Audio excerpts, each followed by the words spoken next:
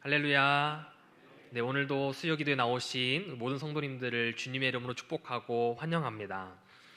한 가지 질문을 드리며 오늘 말씀을 나누려고 합니다. 성도님들께서는 요즘 잘 지내고 계십니까? 네. 그렇다면 특별히 단순히 잘 지내는 것을 넘어서 기뻐하며 살고 계십니까?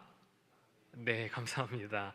제가 오늘 이 질문을 드린 이유는요, 오늘 본문이 이 기쁨에 대해서 이야기하고 있기 때문입니다. 오늘 본문은 바울 자신이 이 골로새 성도들을 위해서 괴로움을 받고 있다라는 이야기로 시작하고 있습니다. 그리고 그 괴로움을 기뻐한다라고 고백합니다. 우리와 같은 성정이었던 바울은 어떻게 괴로움 앞에서 기뻐할 수 있었을까요? 도대체 무엇이 바울로 하여금 늘 기쁜 삶을 살아가게 했을까요? 오늘 말씀을 통해 현재 기뻐하며 살아가고 계신 성도님들께서는 더욱더 영적 기쁨을 충만하게 누리시고, 혹시 이 영적인 기쁨을 잃어버린 성도님들 계시다면 오늘 이 잃어버린 영적 기쁨을 다시 한번 회복하게 되는 귀한 시간이 되기를 소망합니다. 그렇다면 먼저 바울은 어떤 괴로움을 받았을까요? 오늘 본문에서는 골로새 성도들을 위하여 받는 괴로움이라고 이야기했지만 사실 이 괴로움은 바울이 사역하면서 받게 된 모든 괴로움을 뜻합니다.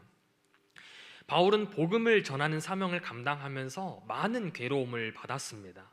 바울이 받았던 괴로움은 이 고린도후서 11장에 잘 정리되어 있는데요, 고린도후서 11장 23절 하반절에서 바울은 옥에 갇히기도 더 많이 하고 매도 수없이 맞고 여러 번 죽을 뻔하였다라고 고백하고 있습니다.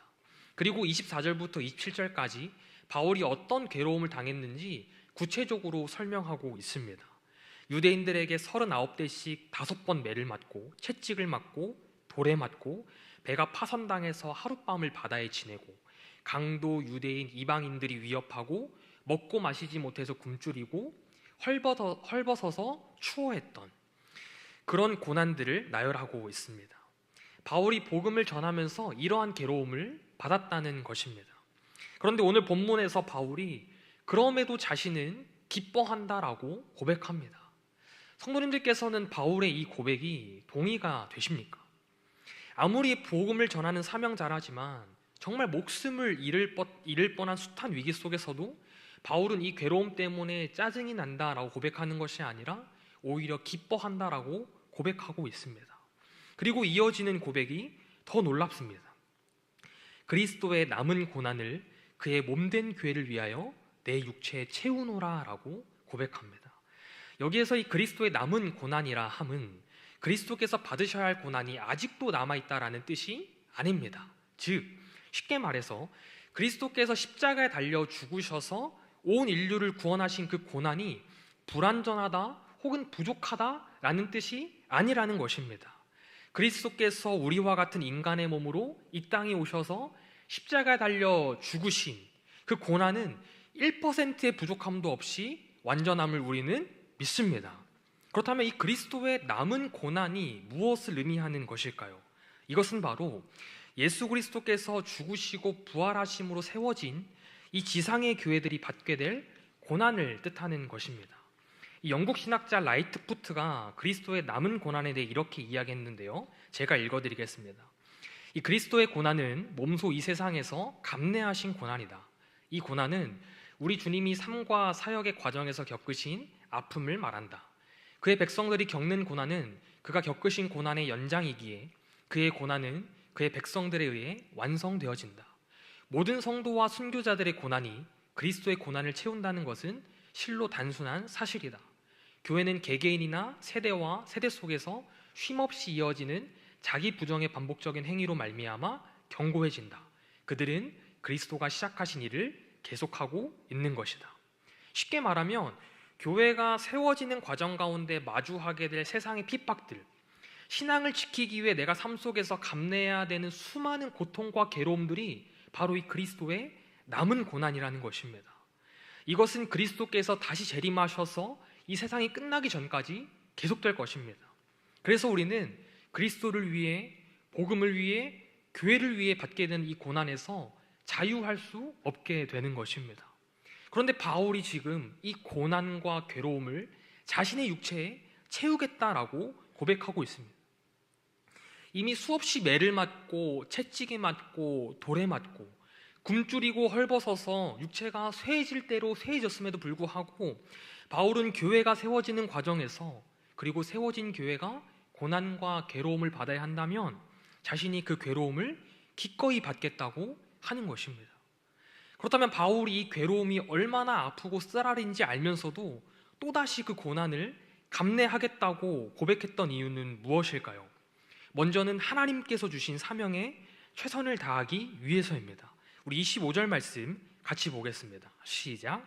내가 교회의 일꾼 된 것은 하나님이 너희를 위하여 내게 주신 직분을 따라 하나님의 말씀을 이루려 함이니라. 아멘. 네. 하나님께서는 바울에게 사명을 주셨습니다. 그 사명이 바로 교회의 일꾼이 되는 것이었습니다. 바울은 하나님께 복음을 전하는 사명을 받았다는 것입니다. 뿐만 아니라 복음을 전하며 교회를 세우는 사명을 받았습니다. 그리고 바울은 그 직분을 통해서 하나님의 말씀을 이루고자 수없이 분투하고 애썼습니다. 일꾼이라는 단어는 단순히 일하는 자를 가리키는 단어가 아닙니다. 교회를 섬길 수 있는 선생, 집사, 목사 등의 직분을 뜻하는 것입니다. 바울은 자신이 복음을 전하고 교회를 세우기에 노력하며 수많은 고난과 괴로움들을 받았지만 하나님께서 주셨던 이 사명을 감당해내기 위해서, 하나님께서 맡겨주신 이 직분에 최선을 다하기 위해서 그 괴로움을 감내했던 것입니다. 바울은 매일매일이 괴로운 삶이었지만 그 매일매일을 결코 허투루 살지 않았습니다. 복음을 전하는 직분으로서의 사명을 완수하기 위해 현재 이 편지를 쓰고 있는 이 감옥에서도 어떻게 하면 복음을 전할 수 있을까? 방책을 연구했던 것입니다. 그리고 바울이 괴로움을 감내했던 또 한 가지 이유가 있습니다. 우리 본문 말씀 26절과 27절도 같이 한번 보겠습니다. 시작.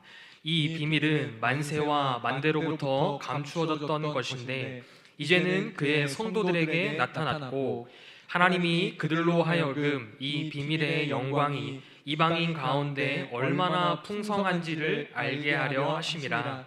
이 비밀은 너희 안에 계신 그리스도시니 곧 영광의 소망이니라. 아멘. 바울이 괴로움을 감내할 수 있었던 이유는 하나님께서 감춰놓으셨던 비밀을 아는 자였기 때문입니다. 바울은 하나님께서 본래 이 비밀을 만세와 만대, 즉 태초 전부터, 영원 전부터 모든 세대에게 감추셨다고 합니다. 그런데 이제 그 비밀이 드러나게 되어서 얼마나 영광스러운지, 얼마나 풍성한지 나타내졌다고 합니다. 그리고 그 비밀이 곧 예수 그리스도임을 밝히고 있습니다.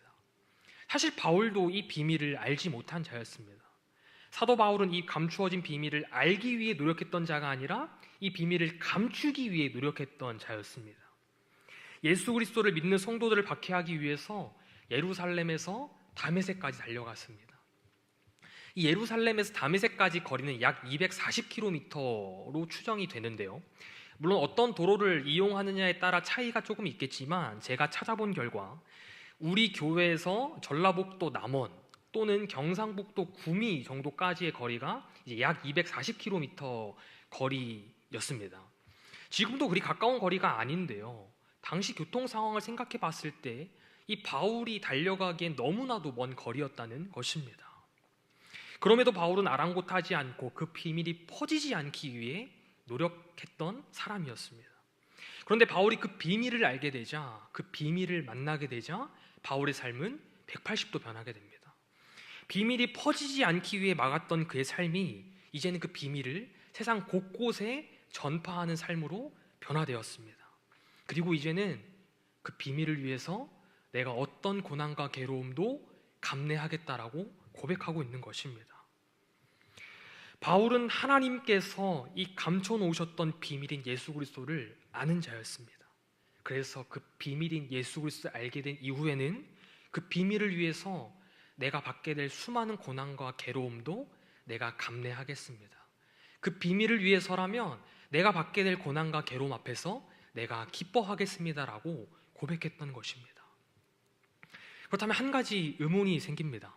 바울은 왜 예수 그리스도를 이 비밀이라는 단어를 사용해서 표현했을까요? 그리고 왜 이 비밀을 아는 것이 바울 자신에게 마주한 어떤 괴로움도 이길 수 있게 된 동기부여가 된다고 말했던 것일까요? 이 당시 골로새 성도들을 위협하는 이단이 이 영지주의라고 한번 말씀드린 적이 있습니다. 이 영지주의자들은 이 비밀이라는 단어를 소수의 엘리트 집단들만 사용할 수 있도록 했습니다. 즉 이들은 이 영적 지식, 소수의 영적 엘리트들만 알 수 있는 이 단어를 많은 사람들에게 알려지지 않게 하고 자신들만, 소수만 알고 누리게끔 했습니다. 사실 지금 수많은 이단들의 행보와 비슷한 모습이죠. 그래서 이 영지주의자들은 이러한 영적 지식들을 사람들에게 알려주지 않고 그저 이 영적 지식을 알기 위해서 끝없는 고행을 해야 된다고만 가르쳤습니다. 그래서 금식을 하게 했고 금욕을 하게 했고 몸을 쳐서 복종하게 하는 등의 고행을 가르쳤던 것입니다. 이들의 이러한 주장에 대해서 바울이 전면으로 반박하고 있는 것입니다. 하나님께서 감추이신 비밀은 소수의 집단만 아는 것이 아니라는 것입니다. 이 기독교에서 가르치는 비밀은 각종 고행을 통해서 얻어지는 것이 아니라는 것입니다. 결정적으로 그리스도를 믿음으로 받게 되는 수많은 고난과 괴로움은 영지주의자들이 고행하면서 얻게 되는 괴로움과는 다른 고난과 괴로움이라는 것입니다. 성도들이 발견하게 될 비밀은 하나님께서 모든 사람에게 알려주기를 원하시는 것이며 성도들은 누구든지 이 비밀을 발견할 수 있고 또 이 비밀이 얼마나 영광스러운지 이 비밀이 우리 삶에 얼마나 풍성한지 하나님께서는 오히려 많은 성도들이 알기를 원하신다는 것입니다. 바울은 골로새 성도들이 이 영지주의자들의 거짓 가르침에 넘어가지 않기를 바라는 마음에 이 비밀이라는 단어를 사용했으며 자신이 그리스도라는 비밀을 통해 받게 될 고난을 감내할 수 있는 원동력도 바로 여기에 있음을 이야기하고 있는 것입니다. 그렇다면 사랑하는 성도 여러분, 성도님들께서는 예수 그리스도라는 비밀을 알고 계십니까? 이 예수 그리스도라는 비밀을 위해서라면 내가 삶 속에서 마주하게 될 어떤 고난과 괴로움도 감내하겠다고 고백하고 계십니까? 사실 우리가 머리로는 충분히 이해하고 동의하지만 막상 이 고난과 괴로움을 마주하게 될 때면 내가 고백한 것은 온데간데 없고 내 앞에 주어진 상황과 현실만이 크게 보이는 것만 같습니다. 그리스도를 위해, 복음을 위해, 그리고 교회를 위해 받게 될 고난과 괴로움은 너무나도 힘겹게 느껴지기만 합니다. 사실 우린 이러한 고난과 괴로움이 아니어도 이미 삶 속에서 얻게 되는 수많은 고난과 괴로움으로 인해 너무 힘이 들기도 합니다. 가정에서, 직장에서, 사업장에서, 그리고 주변에 있는 관계의 문제 때문에 우리는 내적으로 외적으로 이미 수많은 고난과 괴로움을 마주하며 살아갑니다. 그런데 우리에게 이 그리스도의 남은 고난을 육체에 채우라고 하는 것은 너무나도 힘겨운 도전을 이야기하는 것만 같습니다. 우리에게 할 수 없는 것을 하라고 명령하는 것만 같습니다. 그런데 오늘 본문을 보면 바울이 무조건적으로 터무니없이 그냥 강제적으로 고난과 괴로움을 받아야 한다고 이야기하지 않습니다. 우리와 성정이 같은 바울 역시 이것이 얼마나 어려운 일인지 알고 있었습니다. 그래서 우리의 힘과 능력으로 이것을 할 수 없음을 고백합니다. 바울은 그래서 자신이 그리스도를 전하며 그리스도를 가르친다라고 이야기하는데요. 제가 본문 28절 말씀 읽어드리도록 하겠습니다. 우리가 그를 전파하여 각 사람을 권하고 모든 지혜로 각 사람을 가르침은 각 사람을 그리스도 안에서 완전한 자로 세우려 함이니. 아멘. 여기에서 완전하다는 것은 성숙하다라는 뜻입니다. 우리 모두는 성도로서 성숙을 향해 나아갑니다. 그 어느 누구도 단번에 성숙할 수는 없습니다. 그래서 바울은 성숙하기 위해 먼저 그리스도를 배우라고 합니다. 그리스도를 배울 때 비로소 우리는 이 고난과 괴로움 앞에서도 그것을 감내하며 심지어는 기뻐할 수 있게 되는 성숙한 성도로서의 삶을 살아갈 수 있다라고 이야기하는 것입니다. 이어서 바울은 우리가 이 그리스도를 배우는 것과 더불어 이 성숙한 삶을 살아가는 것을 지속하기 위해 필요한 것이 있다라고 이야기합니다. 우리 29절 말씀은 같이 보도록 하겠습니다. 시작. 이를 위하여 나도 내 속에서 능력으로 역사하시는 이의 역사를 따라 힘을 다하여 수고하노라. 아멘. 이를 위하여. 바울은 앞에 언급했던 것을 연결합니다. 성도가 그리스도를 배움으로 성숙한 삶을 지속하기 위해서는 성도 안에서 능력으로 역사하시는 분의 역사를 따라가야 한다는 것입니다. 즉 바울은 이 성도가 성숙해져 가는 삶의 모습이 결코 성도의 능력과 힘으로는 불가능하고 오직 성도 안에 능력으로 역사하시는 분, 바로 성령 하나님을 통해서만 가능하다고 이야기하고 있습니다. 사랑하는 성도 여러분, 성령의 능력이 아니면 우리는 결코 성숙해져 갈 수 없습니다. 성령의 능력이 아니면 우리는 고난과 괴로움 앞에서 절대 기뻐할 수 없다는 것입니다. 바울도 고난과 괴로움을 받을 때마다 정말 많이 힘들었을 것입니다. 바울도 사람이기 때문에 조금은 편하게 사역하며 자신에게 주어질 고난과 괴로움을 좀 피하고 싶지 않았을까요? 하지만 바울은 그 고난과 괴로움을 피하지 않았습니다. 오히려 바울 안에 계신 성령님을 통해 그 고난과 괴로움을 감내했으며 심지어는 최악의 상황 속에서도 기뻐하고자 했습니다. 사랑하는 성도 여러분, 최근 그리스도를 위해, 교회를 위해 삶의 순간에서 고난과 괴로움을 겪고 계십니까? 오늘 이 말씀이 성도님들 삶 가운데 주님께서 허락하시는 위로의 메시지가 되기를 소망합니다. 오늘 말씀은 단순히 성도라면 고난과 괴로움을 감내해야지 라고 말하는 것이 아닙니다. 우리는 무엇을 위해 고난과 괴로움을 받게 되며 그 고난과 괴로움 앞에서 왜 기뻐할 수 있는가, 그리고 그러한 성숙한 삶을 우리는 어떻게 지속해 갈 수 있는가에 대해서 이야기하고 있는 것입니다. 그런데 사실 우리가 그리스도를 위해서, 교회를 위해서 받고 있는 이 고난과 괴로움은 우리가 겪고 있는 것이 아니라는 것을 오늘 말씀은 또한 우리에게 알려주고 있습니다. 우리는 주님과 교회를 위해 이렇게나 삶에서 힘들게 살아가고 있는데 주님께서는 그런 우리를 나몰라라 하시며 내가 먼저 너희를 위해 고난과 괴로움을 받았으니 너희도 당연히 그렇게 해야지 라고 말씀하시는 것이 아니라는 것입니다. 오히려 우리가 받고 있는 이 고난과 괴로움에 공감하고 계시며 함께하고 계시다는 것입니다. 고린도서 1장 5절 말씀을 제가 읽어드리겠습니다. 그리스도의 고난이 우리에게 넘친 것 같이 우리가 받는 위로도 그리스도로 말미암아 넘치는도다. 아멘. 주님께서는 이미 십자가 고난을 통해서 우리가 받고 있는 이 고난과 괴로움, 우리가 장차 받게 될 이 고난과 괴로움이 얼마나 쓰고 아픈지 이미 알고 계셨습니다. 비록 현재 우리가 겪고 있는 이 고난과 괴로움이 비록 주님의 십자가 고난에는 비할 수 없지만 그럼에도 주님께서는 우리가 주님과 교회를 위해 받고 있는 이 고난과 괴로움에 공감하고 계신다는 것입니다. 그래서 그 고난과 괴로움으로 힘겨워하고 있는 우리의 상황을 위로하고 공감하고 계시는 것입니다. 우리가 주님을 위해, 교회를 위해 받는 고난과 괴로움이 많아지는 만큼 주님께서 우리에게 허락하실 위로도 더 크게 많아질 것을 믿으시기 바랍니다. 주님께서는 결코 우리를 고난과 괴로움에 머물러 있게 하지 않으시고 기뻐할 수 있는 힘도 함께 주실 것을 믿으시기 바랍니다. 사랑하는 성도 여러분, 말씀을 정리합니다. 골로새서는 바울이 감옥에서 쓴 편지입니다. 그리고 이 편지의 대상은 바울이 직접 개척하지 않은 대상, 바울이 직접 개척하지 않은 교회의 성도들입니다. 바울의 현재 상황을 본다면요, 자신이 개척하지도 않은 교회 성도들에게 굳이 편지를 쓸 이유가 없는 것만 같습니다. 복음을 전하다가 옥에 갇힌 것도 너무나도 힘겹고 답답한데 자신과 관련 없는 성도들에게 편지를 쓸 여유가 어디에 있었을까요? 오히려 자신을 옥에서 꺼내줄 유력한 사람에게 편지를 쓰는 것이 더 유익할지도 모르겠습니다. 하지만 바울은 그렇게 하지 않았습니다.